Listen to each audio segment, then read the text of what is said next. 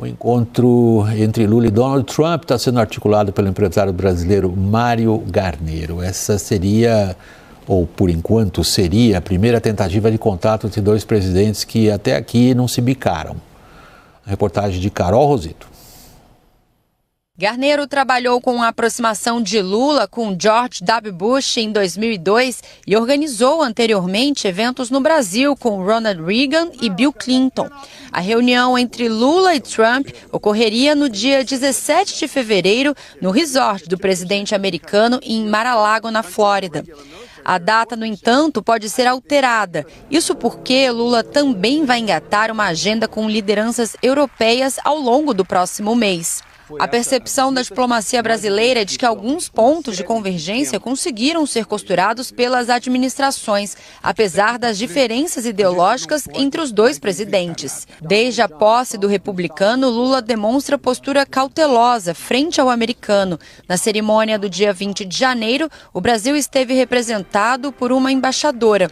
Lula apenas cumprimentou Trump de forma cordial pelas redes sociais.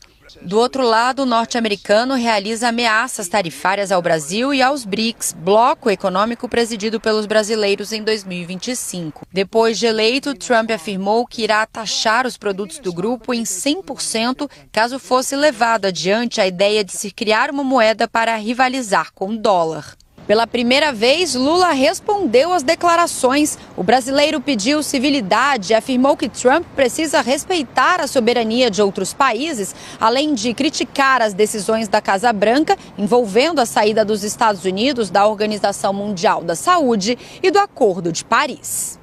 É muito simples. Se ele taxar os produtos brasileiros, haverá reciprocidade do Brasil em taxar os produtos brasileiros. Taxar os produtos que são exportados para os Estados Unidos. É simples. Promete ser uma ocasião social interessante essa, Lourival. Caso venha a acontecer o jantar, evidentemente, ele é dado como certo, mas enfim, dada como é que a gente fala? A imprevisibilidade do Trump muitas vezes, ou do próprio Lula. O Lula é mais previsível que ele, até eu diria. E principalmente se convidarem a Janja ou Elon Musk para o mesmo evento. É verdade. É interessante, né? A gente... Aqui no Brasil, a gente tem muita essa sensação, muitas vezes, de que as coisas não seriam tão difíceis para o Brasil, né? Assim, em relação a inúmeras outras questões, principalmente comparando com outros países que enfrentam tantos obstáculos. Mas os brasileiros se auto-infligem problemas, né? Criam obstáculos para si mesmos. Assim. Eu não vejo qual é a dificuldade, né? Assim, de o Brasil ter uma boa relação com o governo Trump, quer dizer, adotando uma série de cautelas. É claro que existe todo um histórico que já atrapalha bastante, né? Mas as relações comerciais são muito tranquilas, são equilibradas, né? É 80 bilhões, 40 para cá e 40 para lá, né? Assim, é exatamente assim, é claro que o Brasil pratica tarifas muito altas e tal, também esse é um problema sistêmico do Brasil há muitas décadas e tal. Mas assim, o Trump claramente tem outros alvos muito mais importantes para ele, o México, o Canadá, né, o Panamá, enfim, então daria para ser uma coisa tranquila. Um problema é a relação entre o STF e o Elon Musk, que o governo, o executivo pode ficar no meio desse tiroteio e aí institucionalmente e politicamente vai ser muito complicado isso. Então, acho que uma conversa, enfim, Lula, Alexandre de Moraes, enfim, é preciso olhar com realismo para a situação e entender que o Brasil é potencialmente muito mais prejudicado numa briga com os Estados Unidos do que os Estados Unidos. Então, essa nonchalância aí do Lula, assim, é muito simples, se a gente é reciprocidade e tal. Não é uma relação simétrica e, portanto, a reciprocidade, quando aplicada, será muito pior para o Brasil do que para os Estados Unidos. Chris, das informações que nos chegam nos últimos, pelo menos 8, 9 anos, mesmo quando os dois governos tinham dois presidentes que se adoravam, Trump, Bolsonaro e vice-versa, houve uma série de pressões de Trump em cima de Bolsonaro, por exemplo, para não comprar caças na Suécia. Em que medida você antecipa que esse tipo de pressão se acentue ainda mais agora? O Brasil está numa fase complicada do ponto de vista de defesa e segurança nacional, que é resistir, digamos assim, entre aspas, a série de ofertas altamente tentadoras que a China está fazendo, sobretudo no campo do hardware militar.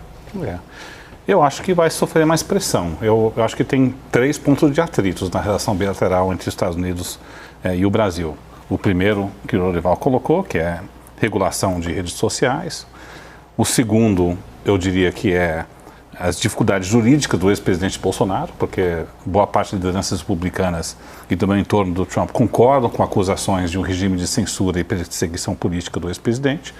Então, na medida que as dificuldades se acumulam, o governo Trump pode reagir e gerar um atrito bilateral. Mas a relação com a China também é o terceiro. E não só do lado de defesa, mas também do lado econômico maior. E o Brasil, não é, tem talvez o azar de sediar a reunião dos BRICS esse ano, primeiro ano do mandato do presidente Trump. E aqui a gente olha o entorno, os assessores da política externa do Trump, eles todos vêm do caucus da Flórida, que é uma visão muito antagônica com Venezuela, é muito anti-China. Então, isso pode virar um ponto de atrito se a Casa Branca venha impor algumas condicionalidades para o Brasil não ter uma relação tão próxima com a China. E nesse lado, o Brasil, claro que não vai ceder, né? Então, acho que isso, você pega a soma desses 3, eu acho razoável supor que algumas tarifas virão para o Brasil, né? E eu concordo, Lorival, talvez não precisava falar de reciprocidade tarifária, mas também é natural que todo país que um presidente ameaça tarifas, e o presidente Trump já ameaçou tarifas, dizendo que as tarifas americanas são mais baixas do que as brasileiras e precisa reciprocidade aí. E tanto Cláudia Sheinbaum no México, Trudeau no Canadá, disse, bom, se vocês impõem tarifa contra nós vamos impor tarifa contra vocês. Então, acho a pergunta é a dosagem da resposta, se é mais modesta ou não. Mas alguma resposta é natural de se esperar que venha. Daniel, o que Brasília antecipa desse evento no Mar-a-Lago? Se ele acontecer, evidentemente. William, eu vejo aqui em Brasília um movimento de certo otimismo cauteloso com essa aproximação possível com Trump e um fator que desencoraja a aproximação. O fator de otimismo cauteloso é de um olhar de que há espaço para pragmatismo nessa relação Brasil-Estados Unidos com Trump. Então, por exemplo, que se a gente olhar a relação do Trump com outros países apenas pelo prisma ideológico de que ele está fazendo isso ou aquilo com a Colômbia porque é o Petro de esquerda, com a Cláudia Sheinbaum porque é o México de esquerda, com o Trudeau porque é um social-democrata, que isso está errado. Que Trump consegue também dialogar e tem, dentro dessa lógica transacional que ele consegue encontrar parceiros, inclusive de outros campos ideológicos, desde que ele veja alguma vantagem nisso. Haja vista no seu primeiro mandato a relação até relativamente boa com Kim Jong-un, né? Então que não há um impedimento por si só de estabelecer uma relação com Lula. Esse é o fator positivo. O fator negativo, e aí quando você pega esses mesmos agentes, Mário Garneiro, que foi responsável por uma aproximação primeiro de José Dirceu em 2002 com o Departamento de Estado e depois de Lula com George Bush, uma coisa que não existia na época era uma oposição no Brasil ao Lula muito forte e com um diálogo tão grande com o Partido Republicano, que é o que acontece hoje. A oposição na época era o governo Fernando Henrique de saída, tentando costurar um acordo com a FMI e tentando limpar a barra do Lula com Washington. Isso não existe hoje. Então esse é um fator de desencorajamento a uma boa relação, uma aproximação Lula-Trump, que difere daquele esforço muito bem sucedido de Mário Garneiro em 2002. Eu acho que o pessoal que nos acompanha está perguntando agora, o Lula vai ou não vai nesse jantar? Por enquanto não dá para dizer, o Palácio do Planalto ainda vê com muita cautela essa possibilidade. Eu diria que assim, a gente está num 50-50 para Lula ir para Mar-a-Lago em fevereiro, com um pouquinho até de viés de baixa. William, tem um outro ponto aqui que há 20 anos, o governo, o presidente da República no Brasil era um interlocutor natural e quase, não único, mas um líder da interlocução com os países. O Lula fez isso, ele era o líder de caravanas de empresários viajando pelo mundo, para a China, para os Estados Unidos, para tudo quanto é lugar. Hoje ele não consegue mais fazer isso. Os setores, primeiro, estão muito... Ele tinha empresários no ministério dele, inclusive. Exato. Então, hoje, primeiro que os setores estão muito mais organizados, né? As entidades representativas dos setores grandes e que são setores que têm relação comercial com os Estados Unidos, são muito mais organizadas, muito mais independentes dessa relação do governo, com uma agenda também independente e muitas vezes de oposição ao próprio Lula. Então, eu não consigo entender assim como é que eu acho que essa relação pragmática, diplomática pode acontecer. O Brasil, pelo menos tentando evitar ruídos e conflitos, pode acontecer, mas hoje tem essa diferença também de que a relação comercial, a relação empresarial não depende mais da liderança do Lula. Lourival, eu queria puxar você para um ponto que o Chris já havia levantado, que é a forte consolidação em setores do Partido Republicano em relação ao que a oposição aqui no Brasil leva a eles. Nós vamos ter a denúncia contra Jair Bolsonaro em breve, provavelmente, ali até a Páscoa, mais ou menos. Isso o coloca em risco de prisão, ele vai ser julgado no STF. Observando como você faz a cena política americana, qual é o grau de belicosidade do Partido Republicano ou da Flórida, do Caucus, do pessoal da Flórida, a topar algo que aí passaria do nível político, de grupos políticos, e iria para instituições de Estado? Esse é um ingrediente explosivo, né, nas relações internacionais, nas relações entre determinados países que têm governos muito ideologizados e que dependem muito, né, de uma base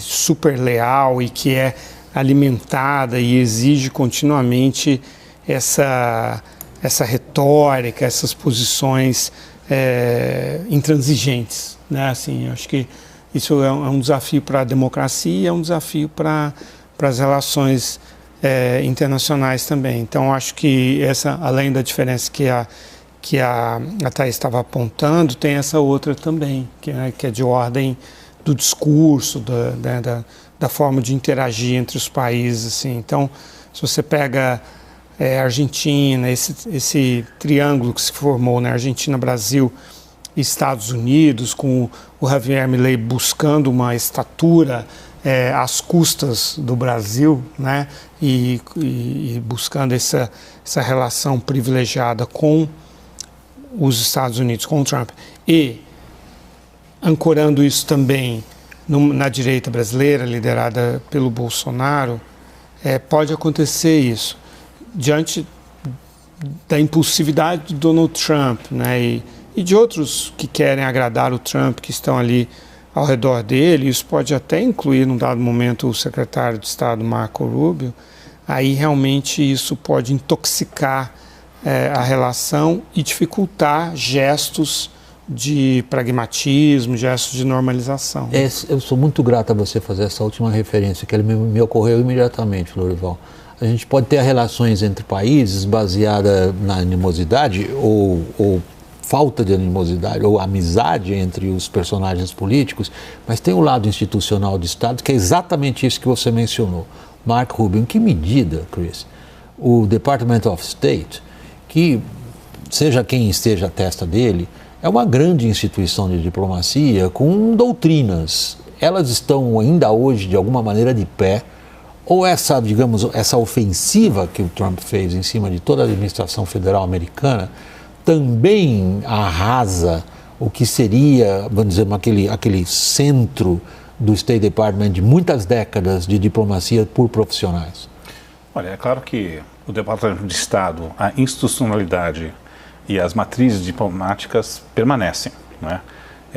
Então tem essa memória institucional, tem uma relação bilateral também que carrega uma certa normalidade, mas o problema são se o secretário da diplomacia, secretário de Estado, Marco Rubio, faz uma declaração, se o próprio Trump faz uma declaração.